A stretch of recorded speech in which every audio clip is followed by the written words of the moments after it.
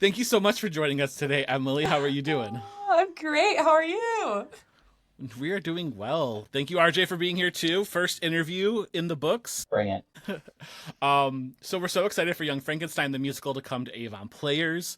How has the rehearsal process been so far for you?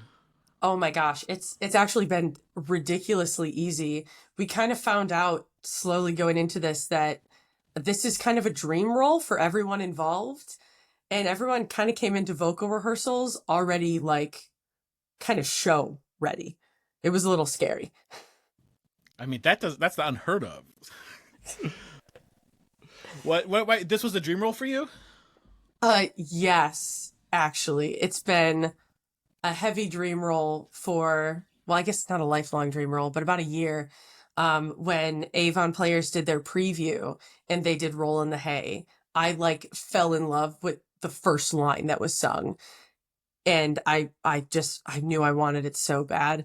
And then when RJ and I watched a production of it, I was like, oh no, I need this in my life and I need it quick. And so I had auditions on my calendar since then. What was it about this production that you're like I have to audition for this? Like, what is it about even that video you watched with the shot? It's just so ridiculously over the top, Mel Brooks, goofy.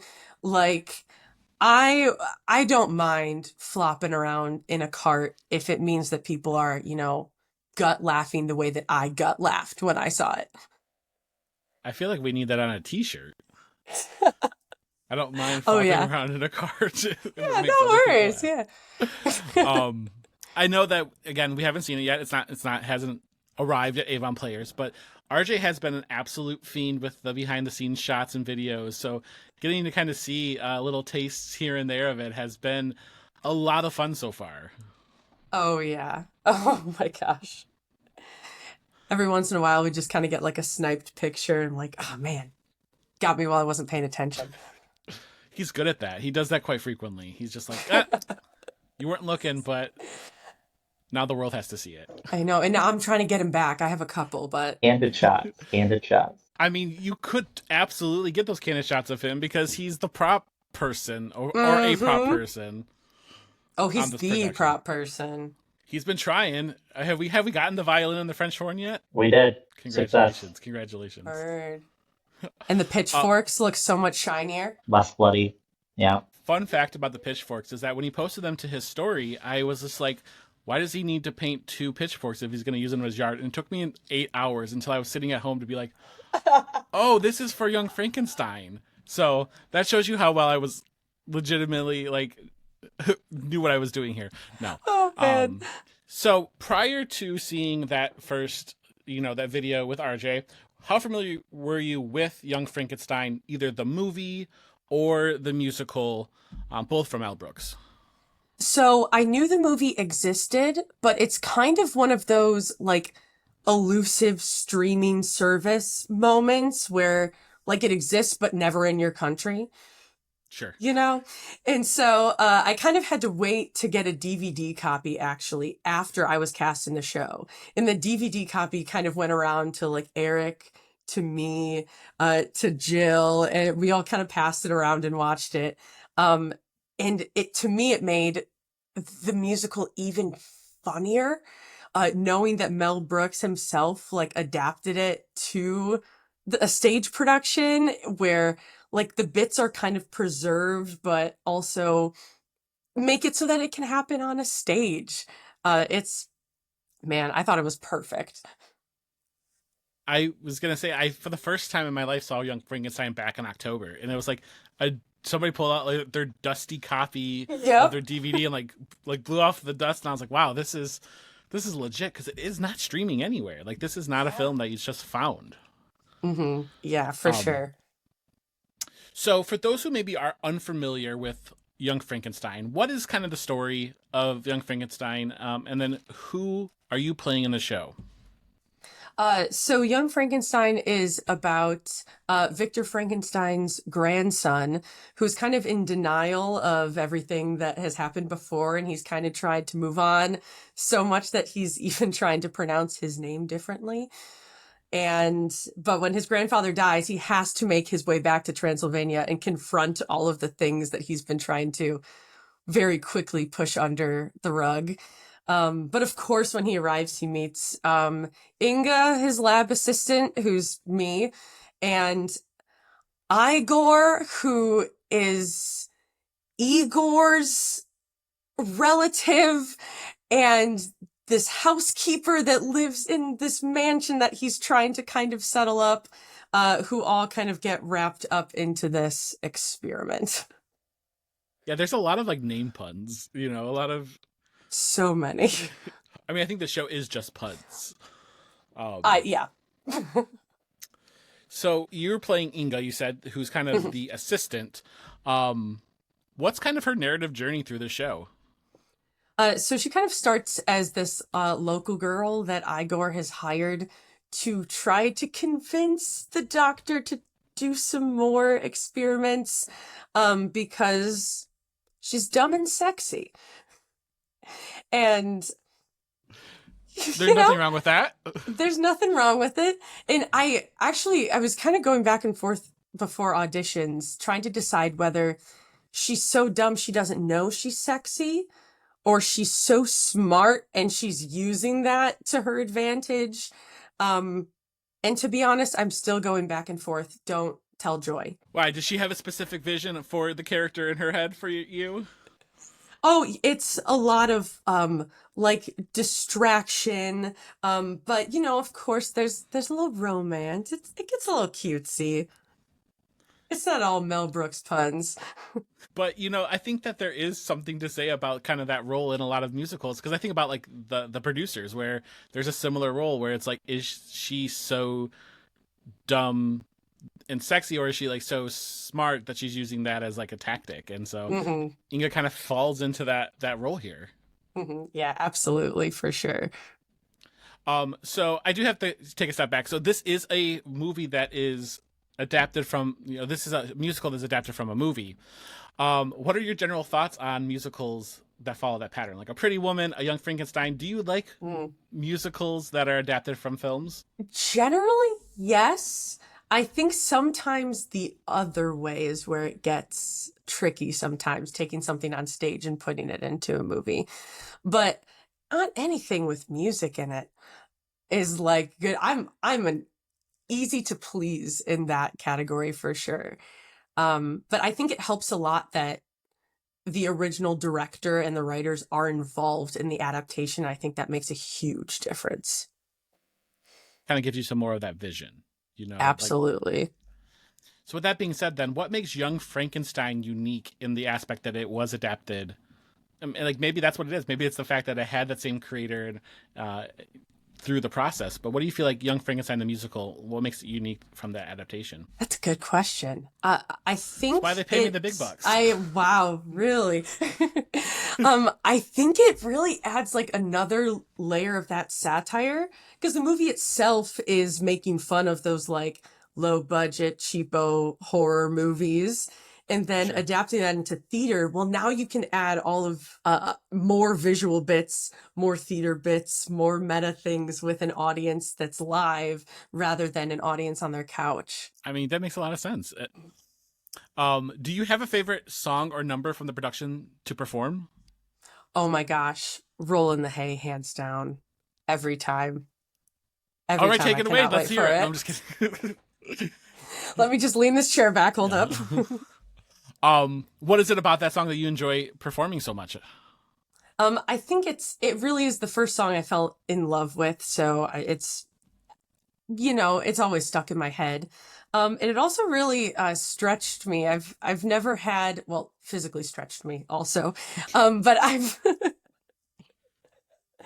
never had to yodel in a show while also literally rolling and like kicking my feet. It's been like a lot of stamina work for me. But I also can't stop smiling the entire time. RJ, I have to know, what is that like to see that from the outward perspective already? I mean, nice. I think this is one of the only shows that I've ever been a part of where it actually takes work for the actors to not crack up at themselves, because it is so like the physicality and the punt, like and the script and like everything about it is just so over the top that it's actually very hard. And I give kudos to Eric and Emily for staying in character, and honestly the rest of the cast too. But particularly in the number that we're talking about, it is. I think I even asked Emily a couple rehearsals ago, like, how are you doing this? Because it is physically very demanding and not something that you see. I don't think I've seen it in a show that I've done before. So yeah, it's quite a visual spectacle happening. I would say that it has, like, what is that like to be able to balance, like, how do you sing and also do things like rolling in the hay? Like, that has to be pretty difficult. It's And hit your notes. been, oh my gosh, it's been a very slow progression of like adding all of the elements. So, at first you're just standing and singing it and you're trying to hit all of the notes, and that's the basic concept. And then you get on into the blocking. And at first, Eric and Jeff and I were blocking it on the floor, so there was no like fall risk. And then you move to the cart, and then you do it with a corset, and then you do it with our horsemen Jack and Max in the back moving it, and that slow progression helps a lot, but it's still like it's really hard. I'm glad I'm allowed to smile during that number. Is there times where you feel yourself almost breaking character in scenes like that, especially a show like this? Mm-hmm. Oh yeah, I have to not look at Eric during that number. I've learned too many times. Even if it's a peripheral glance, I'm done. I gotta focus. That would be so hard. Again, I'm not an actor at all, and so this is why I can't do things like this, because I would break character way too often. Do you, besides maybe this scene or this song, is there one that you like to see other, like maybe you're not in, but there's another song that like you're just in awe when you see your castmates perform it? Oh my gosh, yes. My one of my best friends, Hosanna, who's playing Elizabeth, which is who's the fiance that Frederick leaves behind. And she sings Deep Love, which is her lovely ballad full of double entendres naturally. And it's so beautiful and so funny at the same time. Like I'm drawn in and I'm captivated by her talent and comedy every single time. That sounds like it's gonna be a really exciting number to see. So besides maybe the rolling in the hay scene, how has this show challenged you as an actor? Oh my How has it gosh. pushed your boundaries? You're like, how's it not? It's like, wow, I know. I'm trying to like think about it. It's when I feel like all I can think about is breaking now. When you're with um our uh, our director Joy calls us the lab rats, which is um Frederick and Inga and Igor and Frau Blucher, and the four of us are in a lot of scenes together, and it's really tough being with three other hilarious people, all with incredible comedic timing, who are like trying new things every night in rehearsal, where you think you know what's going to happen, and then something even funnier happens, and it really pushes you to kind of think of the script in a different way as well, where you start looking at your lines in a different kind of way, and if they've done something different, you can try something different because of what they've done. And we're lucky that Joy also uh, allows for like a certain amount of like improv when we're rehearsing too. And a lot of times when we're done, she's like, I don't know what that was, but do it again and again and again. And we're like, okay, write that down. I forgot what I did. So it sounds like it's a very collaborative approach to bringing the show together. Absolutely. What themes from Young Frankenstein resonate the most with you? That's an RJ question. He came Big up with that one. bucks. Yeah, no, that's an RJ question. He came up with that one months and months and months ago, and I Oh, stuck with it good. because that's top notch. That's good. Because if you said he just came up with that 10 minutes ago and texted you, I would have been mad. No, he like, so Moulin Rouge back in September. He was like, "Here's some questions I think would be great." And that one was on there. I was like, "Oh fuck, that's a great one," and it's stuck ever since. Uh, um, I do think that Frederick's part of the story is really important. About he's very ashamed of his past, and I feel like a lot of people hide a lot of parts of themselves and their history, um, and not because it's bad or because it's good, because they might be afraid of it. Um, but even just taking time and thinking that through and going back to those places, no matter how difficult or curious you might be about it, finding who you are in yourself, whether you want to, you know, bring someone dead back to life or not, shouldn't matter what your grandfather did. What do you want to do? I love that this show. I once interviewed somebody who said that like comedy shows don't always have like a theme that like this question is maybe a little deep for like a comedy, but this show speaks that to the fact that there's levels and volumes to it, that there is something that you can still take away, and that's like such a deep message that you maybe don't even naturally associate with something like a Mel Brooks show. Hmm. Yeah, for sure. It hits you.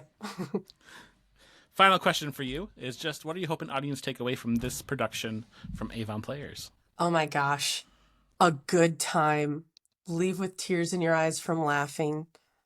Leave with a bruise on your knee from slapping it so hard. Just enjoy yourself. Let it go. Relax. Be free. Be free. It's Mel Brooks. It's Mel Brooks. Who needs anything else, right? Exactly. Well, thank you so much for your time, Emily. We are so excited to see this production when it arrives. And so, congratulations. Good luck. Break a leg. Don't actually break a leg, but Got pretty close a couple times. so Avon Players Young Frankenstein runs May 30th through June 14th. So get your tickets now, and we will see you there.